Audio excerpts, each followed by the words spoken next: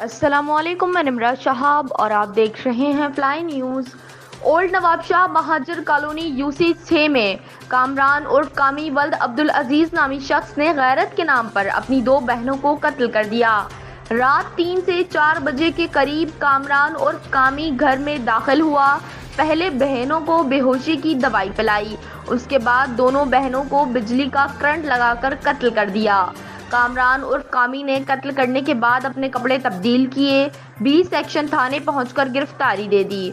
कामरान उर्फ कामी के भाई के मुताबिक कत्ल करने से पहले भाभी मां ने रोकने की कोशिश की, मगर कामरान उर्फ कामी ने उन्हें भी कत्ल करने की धमकी दी थी, जिसके बाद पुलिस की भारी नफरी जाए वकुआ पर पहुंच गई और लाशों को अपनी तहवील में लेकर पोस्टमार्टम के लिए सिविल अस्पताल मुंतकिल कर दिया गया।